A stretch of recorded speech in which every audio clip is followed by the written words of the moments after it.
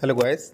यदि आप किसी भी प्रकार की प्रॉपर्टी परचेज़ कर रहे हैं, उसकी आप रजिस्ट्री करवाना चाह रहे हैं, चाहे वो किसी प्रकार की प्रॉपर्टी हो, चाहे वो रेजिडेंशियल, फ्री होल्ड, हाउस या फार्मिंग लैंड, कोई भी आप रजिस्ट्री करवा रहे हो, तो वहाँ पैसों का लेन-देन की कानूनी प्रक्रिया क्या है?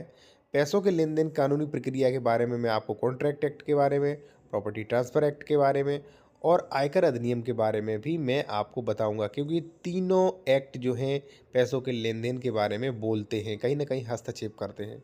तो आपको कभी भी दिक्कत ना आए तो कैसे लेन-देन करें? यदि आप कोई भी प्रॉपर्टी परचेज़ कर रहे हैं और वहाँ पे यदि आप 20,000 से अधिक लेन-देन कर रहे हैं, चाहे प्रॉपर्टी की कीमत कोई भी हो, तो 20,000 से अधिक लेन-देन कर रहे हैं तो वहाँ पे आपको आयकर अधिनियम रोकता है कि आप 20,000 से अधिक लेन-देन मत करिए। लेकिन आयकर अधिनियम का मान लीजिए आपने उल्लंघन कर दिया, तो वहाँ पे भविष्य वाली दिक्कत नहीं होगी। आप रजिस्ट्री ऑफ़िस में जो रजिस्ट्री ऑफ़िस वाले जो होते हैं रिश्वतखोर अफ़सर, वो रिश्वत ले लेंगे आपसे और रजिस्ट्री कर देंगे, वहाँ कोई दिक्कत नहीं आएगी। लेकिन साथियों आपको दिक्कत क्या आएगी? कॉन्ट्रैक्ट एक्ट सेक्शन 25 के अकॉर्डिंग, यानी कि साथियों वो कहता है कि यदि बिना प्रतिफल के कोई भी करार किया गया तो शून्य। बिना प्रतिफल यानी कि बिना पैसा या बिना लेन-देन के।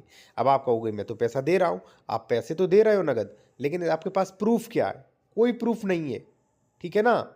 और जैसे मान लीजिए आपने मुझसे कोई प्रॉपर्टी खरीदी, मुझे 10 लाख रुपया दिया नगद, ठीक है? मैंने ले लिया और मैं भाई बेईमान टाइप का आदमी हूँ, मैं चला गया रजिस्ट्री कैंसिलेशन के लिए, मैंने कैंसिलेशन के लिए कर दिया कि सर इसने पैसा नहीं दिया मेरा, और दाखिल खारिज म्यूटेशन के लिए भी मैंने आपको रुकवा दिया, ठीक है? आपत्ति लगा दी कि आपने पैसा नहीं दिया मेरा, आपका रुक जाएगा, आपको कोर्ट बुलाया जाएगा, आपसे कहूँगा आप प्रूफ दीजिए, ठीक है? आप प्रूफ नहीं दे पाओगे कि पैसा कैसे दिया, ठीक है? आप कहोगे नकद दिया, प्रूफ दिए, प्रूफ नहीं दे पाओगे आप।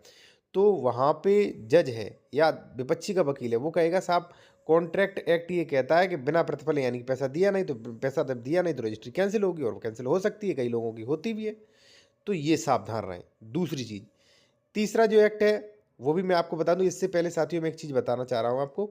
यदि आप कोई लीगल एडवाइस लेना चाहते हैं related to civil matters, criminal matters, या आप उत्तर प्रदेश में ज़मीन खरीद रहे हैं, तो कई सारे ज़मीन के फ्रॉड हो रहे हैं। जैसे मान लीजिए डबल रजिस्ट्री तो नहीं है, इसका कोई एग्रीमेंट तो नहीं है, इस पे कोई रोल तो नहीं है, इस पे कोई विवाद तो नहीं चल रहा, तो ये डॉक्यूमेंट्स आप चेक करवाना चाह रहे हो तो करवा सकते हो। हमारा कॉन्टैक्ट नंबर वीडियो की डिस्क्रिप्शन में दिया गया है, व्हाट्सएप मैसेज करिए, वहाँ पे आपको बता दिया जाएगा कॉल करने की प्रक्रिया।